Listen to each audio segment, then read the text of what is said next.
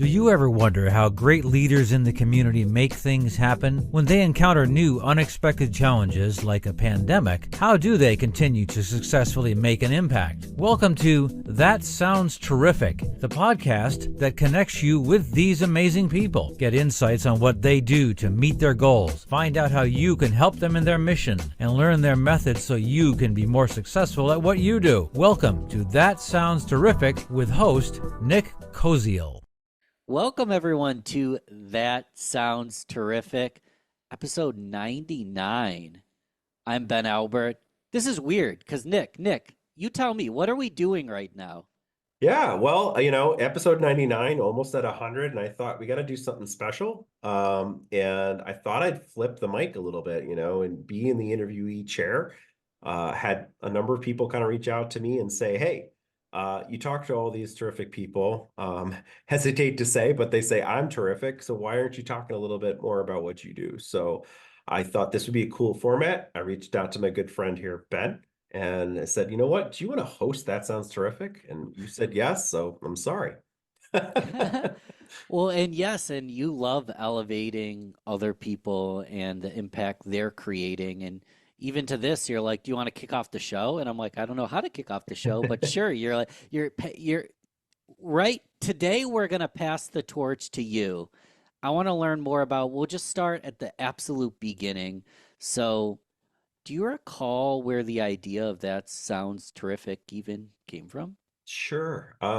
That's a cool question. I've shared a little bit about it on the show, but never probably the full story. But it's something that I always wanted to do was to get back involved with entertainment, get back, early in my high school career and stuff like that. I did acting. I did some fun stuff in college, performing, and always liked that. And life kind of has that habit of sort of getting in the way of things that you love to do, or taking you on different turns.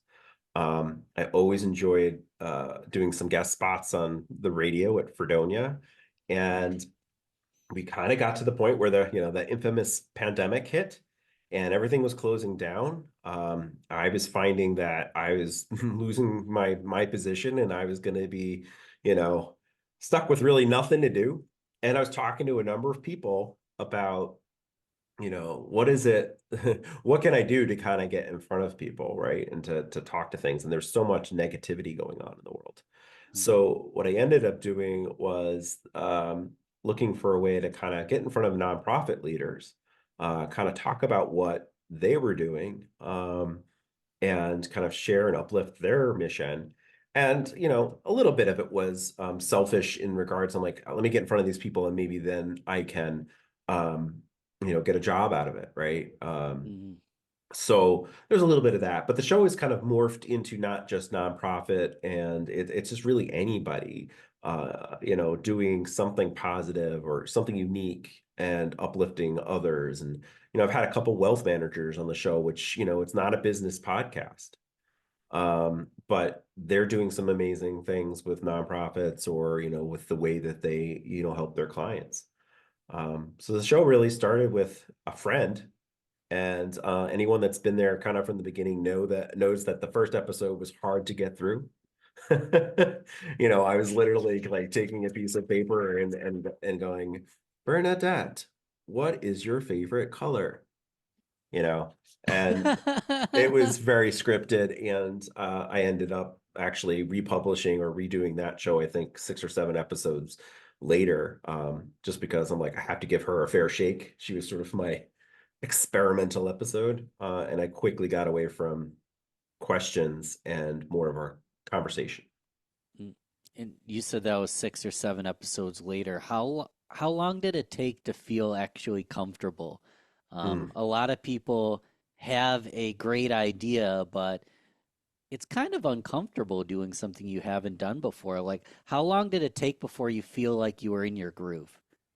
It took a long time. Like, there are even still times today, where I'm recording and I don't feel comfortable. And it really stems back to, I have a lot of experience in being a character. I do a lot of different things performing wise that aren't me. But you put me in the seat, kind of like we're doing now, and I get sort of embarrassed, or I don't know what it is. It's just I get nervous about it.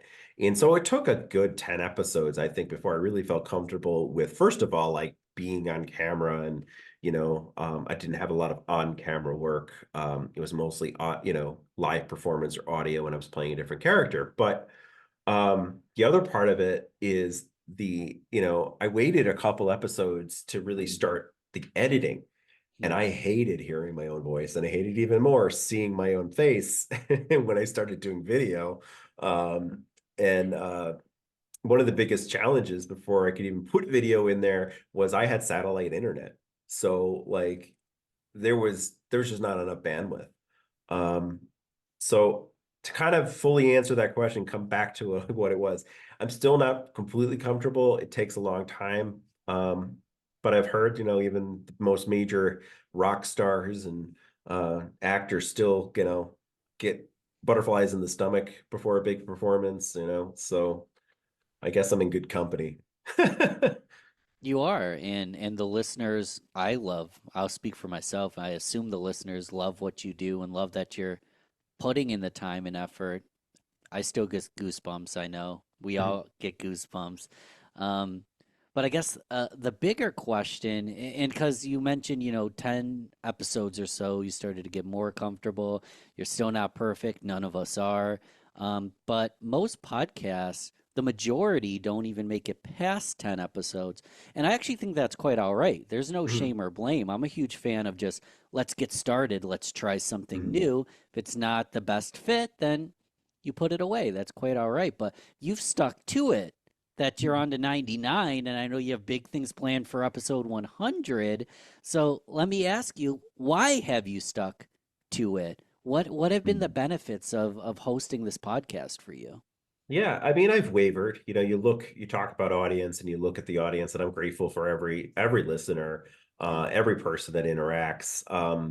But it's troubling when you put so much effort into it and you don't like see that audience just balloon like you want it to. It's a very competitive industry. It's I kind of I see my show as a very interesting in regards to the different types of people that I have. Like your show is more business connections and connecting like with things that help business people and networking and all that. My show could be about that one day and the next day it's about birds. So like trying to keep, you Mine's know, like that too, Nick. I know. But I anyways, know. But you get that real business connections, podcast name out there. There are people that like really connect with that and look for it for the self-improvement of their business and what they're doing, right? Whereas like helping people and uplifting what they're doing in nonprofits is like not always the most interesting thing to like your average audience member. So I think that like the determination has really come in like those sort of one-offs, and I kind of compare it to being, a teacher. My wife's a teacher, and I have taught. I have, had a lot of higher ed experience where I'm working with a lot of interns, and the most beautiful moments are when you get those thank yous or those surprises that you didn't even realize, right? And I'm sure you have a number of these stories too, that some connection you made an impact in someone's life. And I'm not going to share her name, but one of those moments when I was in higher ed was I hired an intern, and she actually was in my freshman seminar course, and she became like the what's it called, the TA, and then an intern, and then a supervising intern. And I kept encouraging, pushing her to do different things. And during my experience at another college, I ended up doing fundraising, and I visited her on a trip that I had done for that college. And we just reconnected.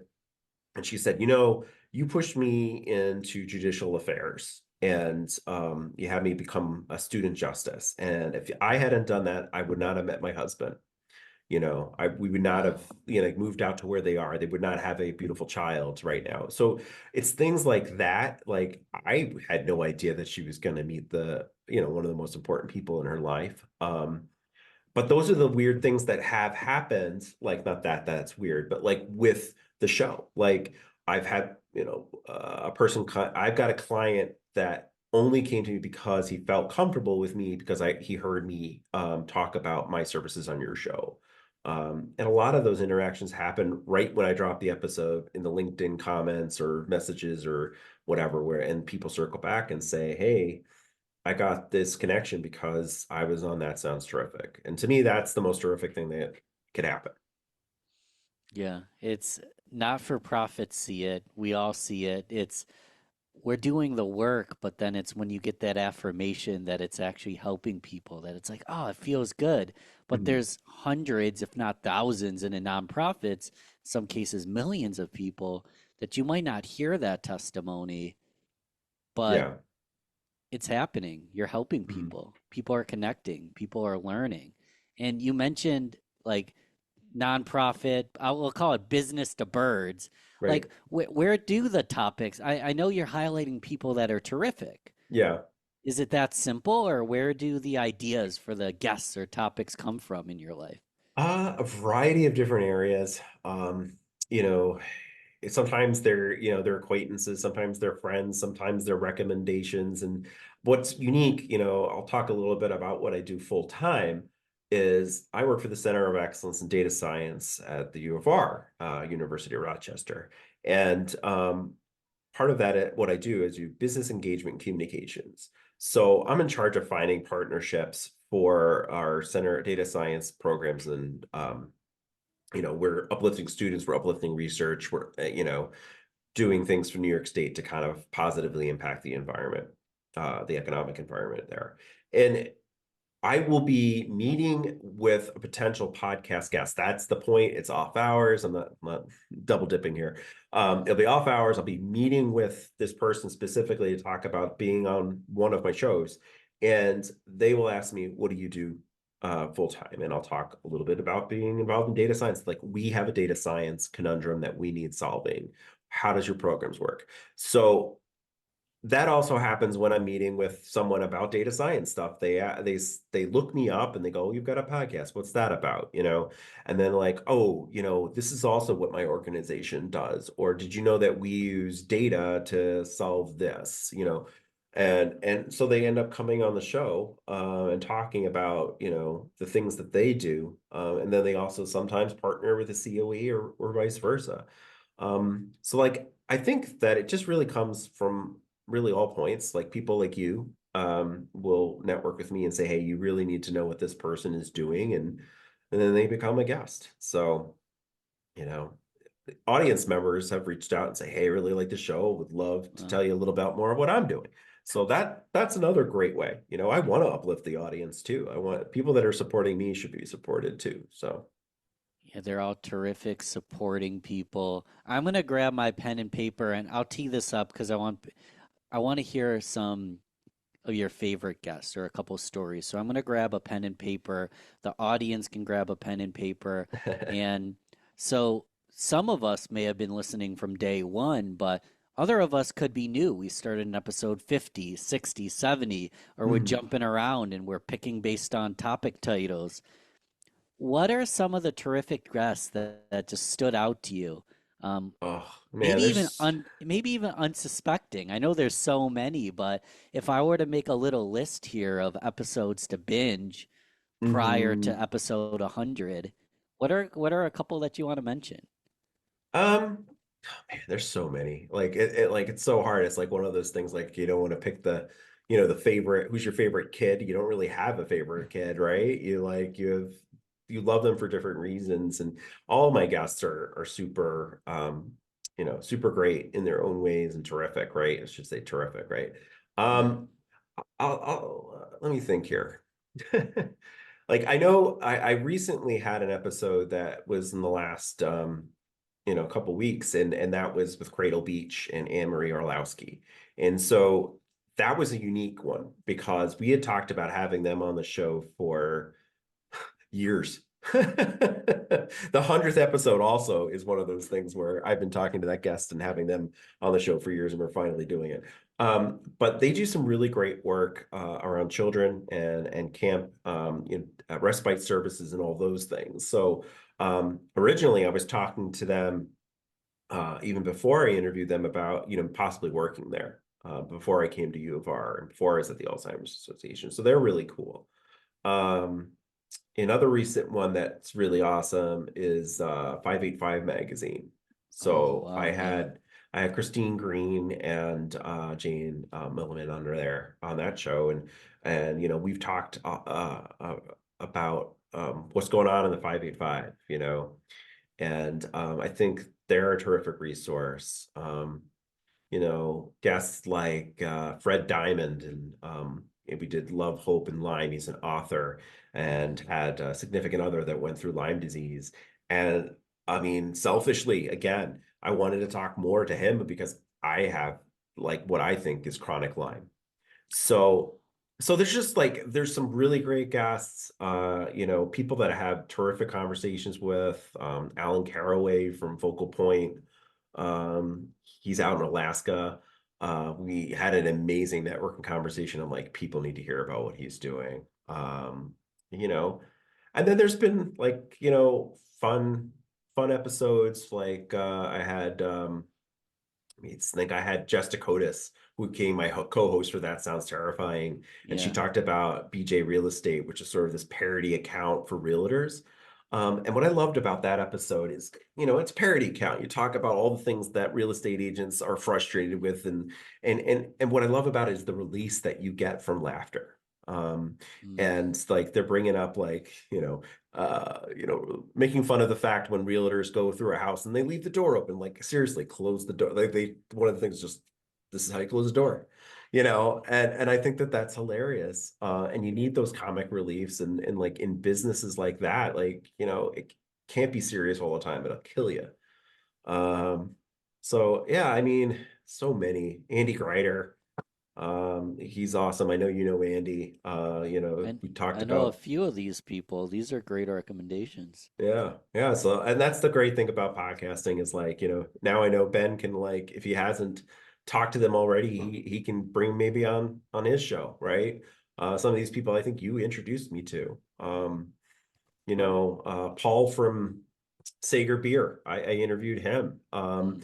And like that's my favorite place to go. So if anyone wants to, meet me in Rochester, I'm usually there on a Wednesday afternoon, after work. So there's so many. And I'd be remiss to honestly not mention them all, but I know we don't have 5 hours like we joked about. They're all terrific, and we won't go for 5 hours, although we could. Yeah. Um, I want your thoughts on this. I don't even know if I have a perfect question, but I've been playing with this idea recently that, like, in your story, you kind of mentioned how you came you started the podcast in a sense for networking and to find your next role, your next move, and there wasn't probably a 10-step plan of clarity of what was going to come next. And Hmm. what I'm hearing is it's in a sense became a bit of a journal in Hmm. itself, Yeah. that there's your favorite brewery and a good friend and someone who wrote a book on Lyme disease, and you're trying to talk about your just like personal journey. And really, again, it sounds like a journal. It sounds Hmm. like, yes, Ben gets, as a listener, I get value, but Hmm. I would make a prediction, tell me if I'm wrong, that part of why you love doing it so much is it's kind of a journey and a journal of the Hmm. life of Nick as well. What are your thoughts on that? That, it's funny that you say that because one of the things that like we've talked a little bit off the air about like what's next steps, what do you want to do? Part of it is like it is recording the journey, right? Because like all of these people have great advice, great thoughts, great services, and terrific ways that they like help and support. And a lot of them have helped and support me, like you said, and I want to like kind of get to that point where I'm like writing a book, and talking about things, and these Mm. collaborations and are all highlighted in that, right? So that all the Benisms that I've stolen from your episode I can put into a book and like give you credit, obviously, but like Oh man, I probably stole half of them myself. Us right, podcasters, we learn, we right, speak, then someone else speaks it, and then suddenly something's quoted to the wrong person. But I'm on a tangent. It's yeah, it's to me, we're just sharing information. All those yeah, Benisms, Nick, I probably learned doing the same thing as you, just talking to great people. yeah.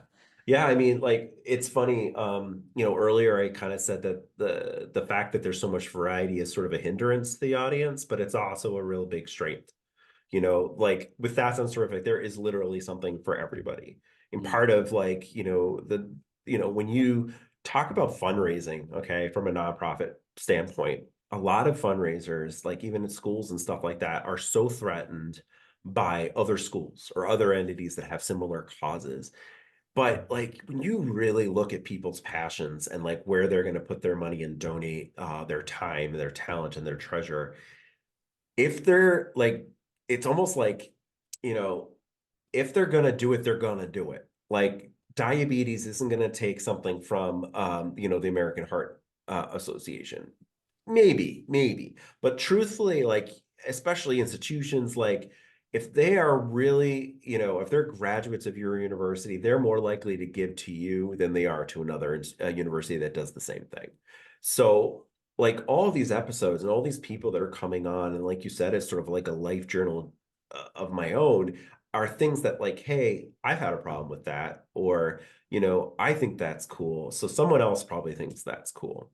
Um, so that's kind of like it's a good description. I'm really glad I asked you to be the host of the show today because I probably wouldn't have like come up with it in that way. But yeah, so that idea I got from Rick Rubin, who's a producer, and he talks about creativity. And sometimes you have a mental block, mhm. you take a walk, and Yep, sometimes you create music and you don't click publish. But if yep. it's a journal, if it's an experience, it'll be more authentic to you. Do you encourage the listener to start their own journal? Should Mhm. everyone start a podcast, or are they going to take Nick's listeners? What are your thoughts on that? Hey, I want more competition. No, come on my show and tell me what you think about that. No, but like I think that everyone should have a way to do that. Like I've always liked writing, but I've gone away from it. Like I had kept a journal several times, but the consistency isn't there. But having the show has allowed me to do that. And you think about, I have four kids and I'm going to be gone someday, right? And there's a digital imprint and a video imprint of me that they can kind of foresee. A review. Like I hate being in family videos. Like I hate being Sure. in pictures, and this is something I'm sort of doing to myself. And so like, if they want to come on and like when they're adults and go, well, my dad did this and you talked to this person, that's cool. They have that, right? Which is really kind of unique. Um, and they don't, a lot of them, like my two youngest sons have no idea probably that I do any of this. Like they see me like, how are you a YouTuber? My one son watched a whole like episode and I'm like, all right, why are you watching this? But he loves not obscure things, but like, you look at kids nowadays and they all have like different things that they're watching on TikTok and stuff, and it's usually something parody videos or something funny. My one son will look at how to rebuild the engine on a 65 Mustang. That's what he's watching on YouTube. Yeah, So it's interesting. But that's yeah. cool. You mentioned, you're not a huge fan of being in photos or videos. You're not like maybe the center of attention in that regard. However, you've got two video. I almost said one. You've got one video podcast. Now you have That Sounds Terrifying, a Yeah. second video podcast, and you do improv on the Yep. side. So for someone who doesn't like attention, you're sure commanding a lot of it, Nick. What's going on there? Yeah, it kind of goes back again to like, I like being characters. I like doing funny voices. So improv is natural. I always enjoyed improving. And we've talked to a couple different guests about improv. I've had Frank Storaci from Nuts and Bolts Comedy, who was at the Comedy at the Carlson, on the show. I've talked to a number of people about how important improv really is, right? Um, I don't look at a lot of these things as like performances, like it's more like being there, I'm like probably I'm one of those people, like I don't want to be famous, but I do want to be famous, kind of thing. What I don't want it for the what's that fame. mean? Yeah. I don't want it for like, I want to get the message out there so other people hear these important things and that they can support these different guests that I'm having on the show. And the ulterior motive for the show was always to get to the point where I did have, some sort of paid audience base Yeah. where I can donate some of that money to these nonprofits, right? Like it wasn't meant for me. It's more, you do this too. Like I've shared this with a couple people before I connect them with you. I have sent you business, right?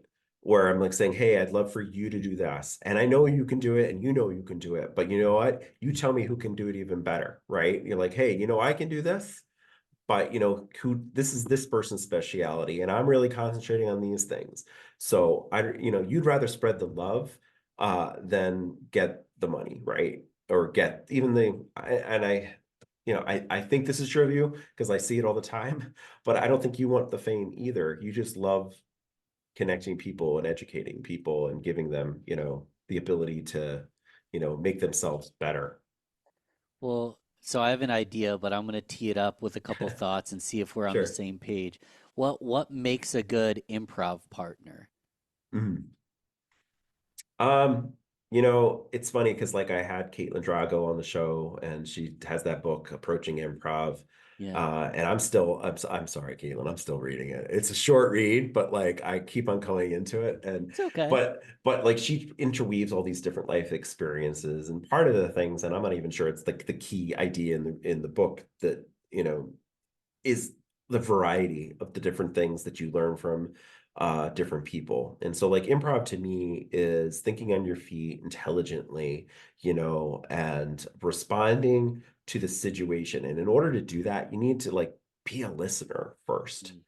Mm. I'm a big talker. People know I will go on, and sometimes as a podcast host, I do think I need to pull the reins back a little bit and be a better listener because I know that would make me a better, responder and in a better position to, you know, um, make suggestions on how to better help and support this person. So improv has primarily it's about listening. It's about listening and going with your gut and trusting your gut. And then also, the other people in your group are there to support you. So, like when I do fall or stumble, I know that I have people in my network, like Ben Albert, like, Andy Greider, like, there's like people that will be like, hey, Nick, I see you're struggling. Can I help you? And Yeah. that's part of it too. But in improv and when you're on the stage, it happens a lot quicker. It's like, like this guy's dying on the stage. Get out there and help them. Don't let your cast members die on stage. So, and there's no star in that either, Yeah. you know. So you're all the stars in an improv stage. So You're all, you're all the stars. I love that answer. I love the depth. You're not supposed to do this as a host, but I was asking a very specific question mhm, because in my mind, you described it in a nuanced way. You're there to help others look good, mhm. to say yes and Yeah. to elevate them, Mhm. to help them look good. The best improv partner makes someone who's average level funny the funniest Yeah. person in the room. Yeah. That's what I feel like you're doing. Mhm. Nick might not be famous, but Nick will make others famous, and that's what makes Nick famous. To give a simple analogy, in Mhm. basketball, it's underrated, but there's a point guard a lot of the time. They're the ones Mhm. that get a lot of assists. Right. And Steve Nash won MVP twice, and he was one of the best passers of all time. He also gave the most fist bumps and butt slaps. I know it's funny to talk about butt Yep. slaps, but he gave the most fist bumps, high fives, and butt slaps. And he was the most valuable player. But never was he first on the stat sheet for the vanity, not vanity, but for Right. points, for Yeah. the big numbers everyone's looking at. So is it possible? Again, this is a big premise, but is it possible that Nick can become famous without being famous simply because he's the guy who elevates these fantastic writers, these Mhm. nonprofit, these thought leaders? I'm just humbled. I'm rambling now. I know we're not supposed to. I'm humbled that you have a platform like this to elevate those people because these are voices that need to be heard, and you're doing a great job of getting it to more and more and more people. Is that intentional or is that just a added benefit to you just doing what Nick does. Yeah, I mean, I think it's intentional. Well, it definitely is intentional that I want to get it out there, right? Yeah. And I like kind of what you're saying. Like, if I'm doing my job correctly on multiple levels, like my real job, my podcasting job, my networking that I do, even improv, if I'm supporting those people and they're becoming famous or, being successful at something, even if it's just getting one client or being heard by one more person that it inspires. Again, going back to the teaching reference, it's about inspiring kids to make a better future, right? And so if I'm doing that, then I I'm happy. And I'm happy doing the networking and stuff that I am doing. So that's why I say I don't need to be famous. Yeah. Fame for me, would just be a great sort of almost necessity as far as like the audience growing and more people being able to hear the message.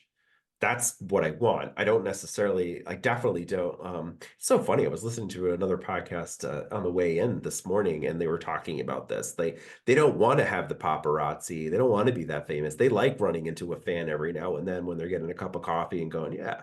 But I definitely don't want to be like so famous. Where I'm going to get a cup of coffee and I can't. There's just too many cameras and stuff. Luckily, I don't think I'm ever going to have that problem, Ben. So I'll be happy to kind of do like exactly what you said, uplifting people and getting them out in front of others and helping them to be, just a little bit more successful. Yeah, you're uplifting, you're inspiring, and the message is going to reach more people. Let's simplify this because I feel like we've touched on it, but I want to hear, what is the message? What are those words or concepts that you're trying to get to more people? How Mhm. could we distill that? Like at the core, what's the message and the purpose? What do you believe maybe Nick needed Mhm. or someone Nick's mentoring needs? What would you say to them? Yeah, that's a really, really good question, and I like how you asked it, because like I think what it really comes down to and boils down to, it goes back to sort of like my initial intentions for the show is trying to find my way, right? Mm. And I'm a person that like, you put those personality tests, in front of me, and I'm always the instructor or the person that's running the test and talking, giving the results is always like, huh, Uh, I've never seen that before. Because I'm this weird outlier that's like super, outgoing, but also very wants to be private and alone at time. So it's just, interesting. But huh. I'm rambling as well. So what I'm saying is that like I enjoy a lot of different things, a variety of different things, and there's things that I'm passionate about, and there's almost too much, right? And what I love about the show is it's an opportunity for others to kind of see so many different things that they could do to make a positive and terrific impact in their life, in their families' lives, their connections, and their community. So all those options are there, and again, kind of going back to sort of the yin yang strength of the show. You have all these different things you could be doing, and these people have already sort of pioneered in that path. So, like, you can go and talk to Sonia Ward if you want to learn how to train dogs for fire and for fire and rescue first responders. You can talk to Nikki Murphy about how to write a book of poetry that really speaks to your life and the journeys that you've had. You can talk to Ben Albert if you really want to know how to start following the right people and learning the right methods of business connections and interactions. And so all these people are experts in their own right, and I'm just bringing it to the forefront of people's hopefully a huge audience's fingertips, that they can kind of pick and choose who they reach out to and try to help or start their own kind of and similar initiative. So that's kind of the whole purpose, is hopefully this show is a terrific way to inspire. It's almost inspirational, choose your own adventure.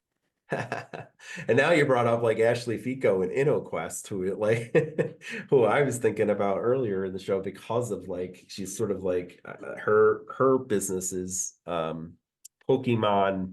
What did I forgot what I named that episode. But like it's about like a user driven virtual experience where Mm. you know she will provide an app that will help like your coworkers, your college students, whatever, kind of go through this sort of virtual escape room, so to speak, that's like tied to your business or your nonprofit or even your city. But it's a fun kind of gaming interactive way to do different things. So um, but yeah, I mean it's just meant to really, like I said, inspire people to kind of, I hate to say follow your dreams, but yeah, I mean, like if you want to start a nonprofit, here's like 5, 10 people that have done it, Mm. and you can reach out to them and they're going to help you. Or, hey, you want to support managing arthritis pain for your loved ones, then you can reach out to, Nancy Strapella with the Arthritis Foundation. So there's just too much. I ramble. And where does that sounds terrifying come into play? Do you talk about that sounds terrifying on that sounds terrific or not too much? It's probably been mentioned. The website is kind of basically kind of built in half. And even if you go to like the YouTube, we haven't fully settled on this, but I kind of did a yin and yang. So Yeah. that sounds terrifying is like a yin is the yin and is the yang to that sounds terrific. And really what that is it's an opportunity. Some of the other things that I'm super interested in don't really fall into the terrific category, and that's the paranormal, the ghost stories, the aliens and things like that. And Terrifically entertaining, but yeah, no, it's not quite as inspirational. It's spooky sometimes, my yeah, friend. yeah, yeah. So those phenomenons and those stories that Jess and I cover, um, are can be helpful though. Like, and I have brought it up in 1 or 2 of the episodes where, like Yeah. part of this is helping people to realize is something if you're not crazy, like there's other people experiencing these things, and then the other part of it is just pure entertainment. Let's let's tell stories, let's get scared, let's hear about fans interpretations of the stories. And we've thrown in a couple different fun games too. Like the latest episode, I brought back something called Jess's Guess, where I tell a story that's supposedly true from Reddit or the internet, and then for Mm. this particular episode I wrote a story. So last time it was ChatGPT wrote the story, and I'm like, Jess kind of got it pretty much right away. So I'm like, oh, if I write it, maybe she'll not get it. So that shows, sort of the yang and an opportunity to kind of have a co-host. Because like as much as I love my guests, there's sort of no consistency, right? If I'm working with Jess as a co-host, I know what to expect. We're starting to get a real good rhythm to like how each other responds and like what kinds of stories are intrigue us. And there's this the yes and kind of mentality what you were talking about with improv. And Because you guys do improv together as well. we do that too. Yeah. And the hive mind, right? So like that's the other part of improv that I think is important really with any, again, business or anything you're doing, someone that thinks like you, or you always sort of kind of meet in the middle. You can kind of agree, or agree to disagree on things, is important. And it's made me grow. Mm. Um, because having a co-host means additional responsibilities, different types of scheduling. She's a realtor, and she's very, very busy during the summer, and the summer is my easiest time of year. So like trying to find those different balances, and then the editing process is completely different. That sounds terrific is pretty easy going when it comes to editing.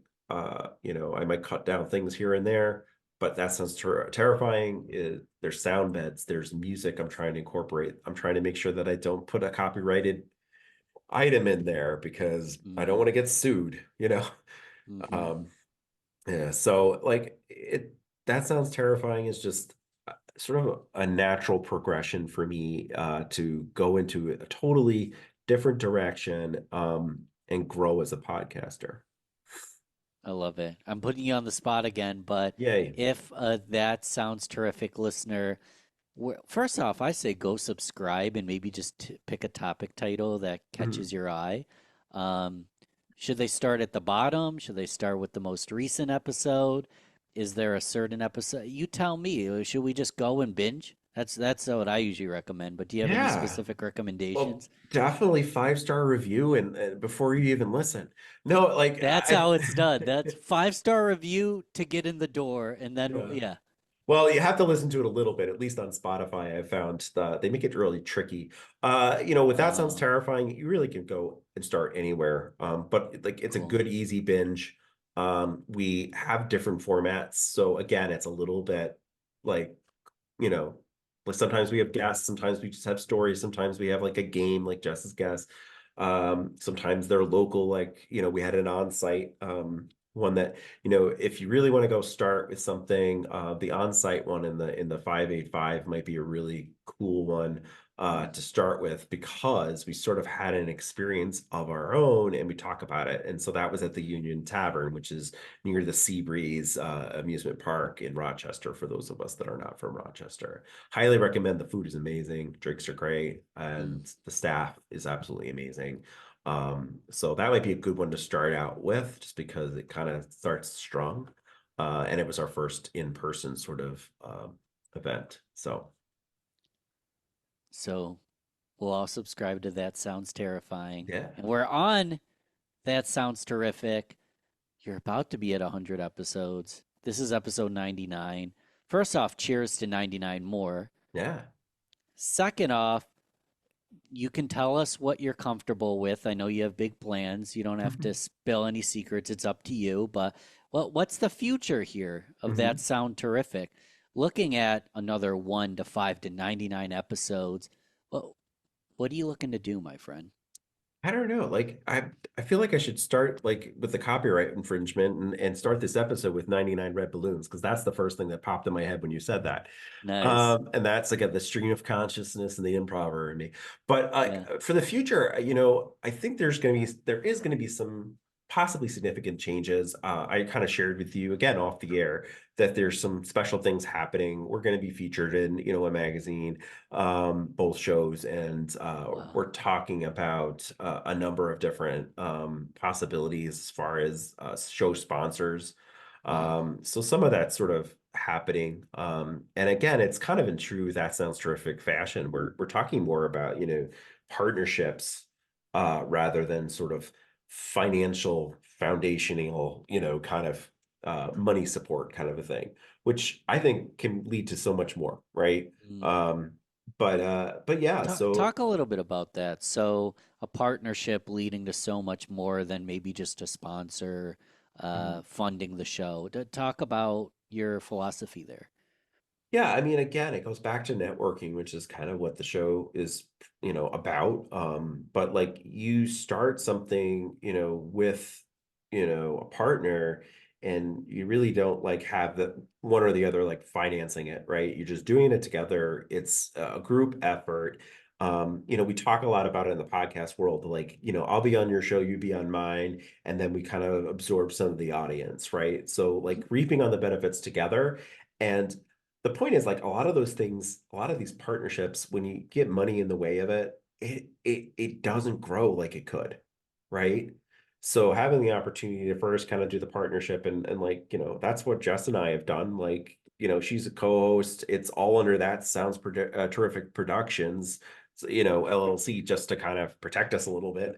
But we don't have a contract with each other, it's not about the money, and then it's helpful if there's really no money coming in. But these partnerships that we're looking to do is like having a sponsor talk about, on the show we have our sign off that we've started to do has to do with keeping your spirits up, and we talk about drinks, and so one of the thoughts is like, oh, we have a local person that might actually want to just throw in a product ad kind of a thing and say, hey, this is, and they happen to be one of our favorite.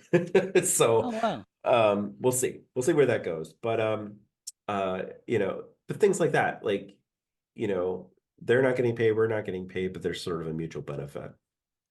Yeah. I derailed. Any other things for the future of that Um, sound terrific? I mean, like again, like there are some things that I'm working through with, like those that's where we started to derail was with potential sort of like Huh. sponsorships, or partners, more like partners. And with that, might come a co-host. With that might Huh. come more of a concentration on a given area or a highlighted episode with that's their episode, right? And so there might be more of a thematic approach, at least on, one of the two episodes a month will be focused in this area or something. But what's great is like it's all like sort of loosey goosey, you know, like we're not like I don't think we're ever going to be like, well, it always has to be on this topic, right? Yeah.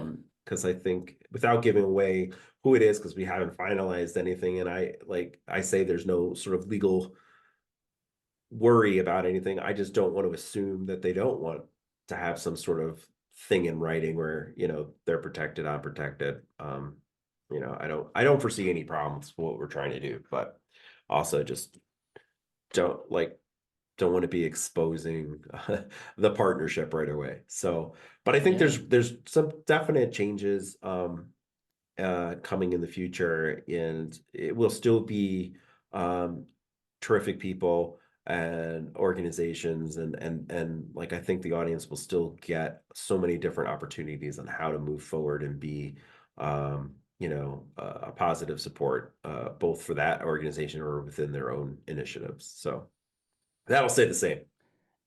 You know what that is, Nick? That's a terrific cliffhanger. As that more's to come, changes are to come. We can't talk completely about it yet, but I'm excited to stay tuned. How else can the listener? First off, I recommend just staying tuned is huge. Mm, yeah. Subscribe and just staying up to date. How else can the listener of this podcast right now support what you're trying to do here? Yeah, I mean, what is your favorite episode? Those testimonials, like, sharing that, or even if it's not just with me, then share it with like your LinkedIn community or social media. I really got this out of this, uplift some of the people that have helped you, right? Yeah, I would love to see a little bit more interaction. One of the other segments that like I kind of want to start pushing in and I started very briefly is like terrific books, right? So they're on the website. If you have a favorite book that's inspired you, it doesn't have to be a business book. It could just be, My Side of the Mountain was my favorite book growing up. I'm reading Huh. that to my kids right now.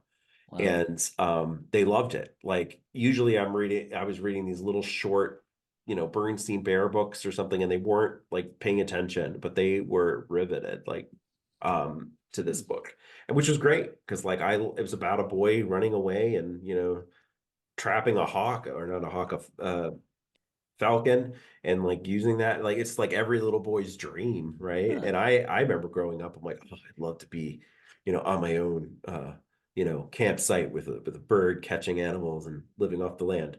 So yeah, I mean, I think that is another thing to kind of share with the show what inspires you and who you want to see featured. I'm looking forward to it. How'd I do, Nick?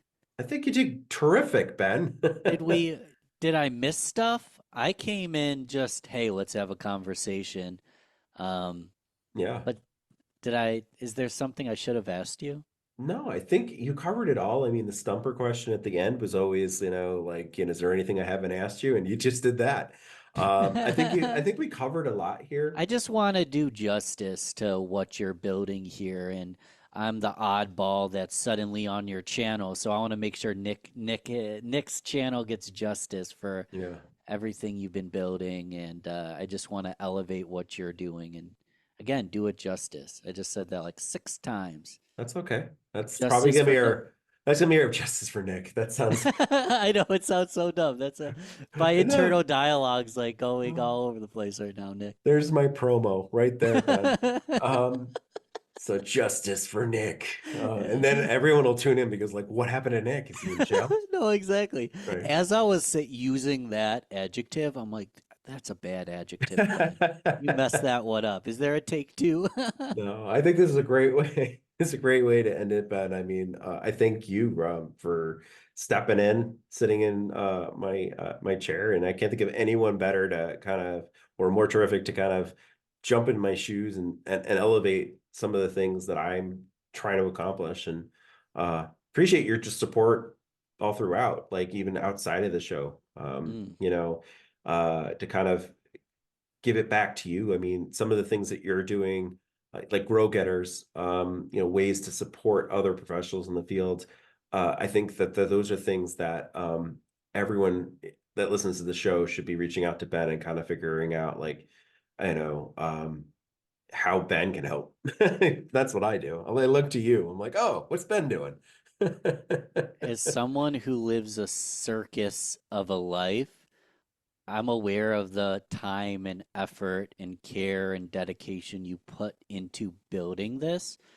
So you're like, hey man, do you want to host this show? I'm like, absolutely. Yeah. Because and that this is a message for the listener. Like it's it's surprising how much goes on in the dark behind the scenes to make this all possible. And I've seen it. So, as both a host and a listener, I just encourage people to show some love to your creators.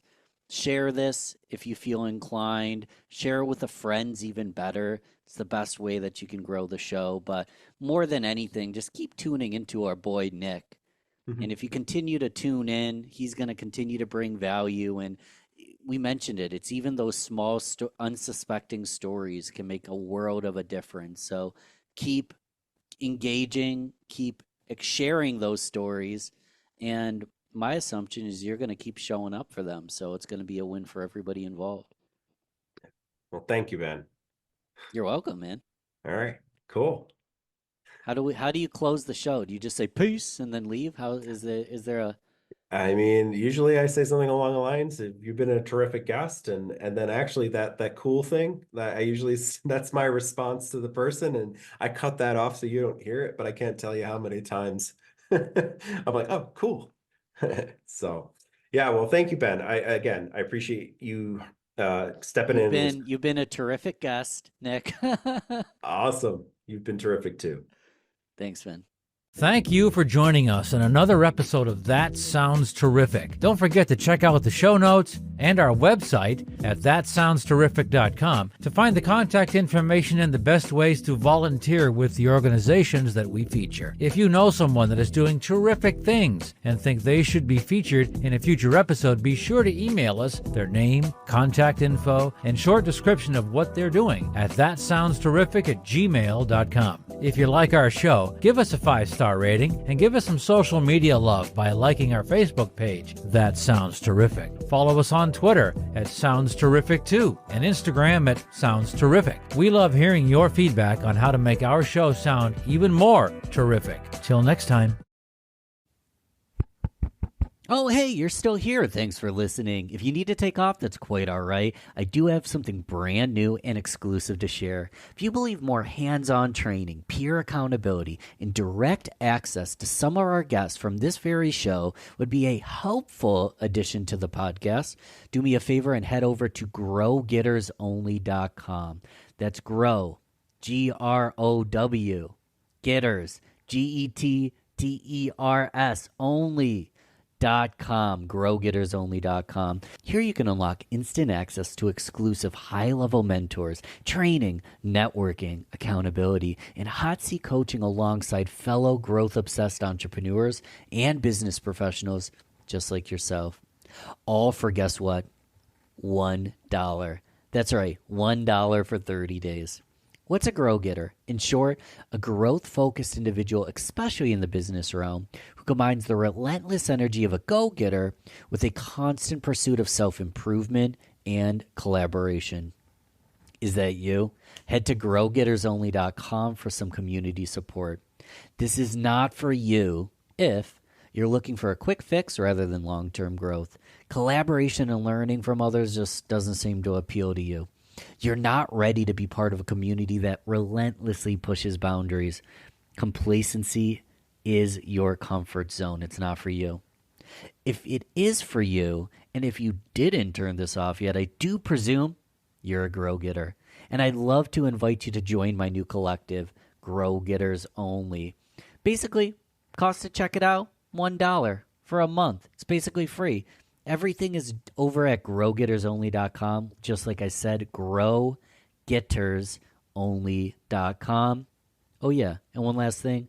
We do put on free events as well if you can't afford the dollar. Jokes aside, I'll see you on the inside. Thank you for listening. Appreciate you.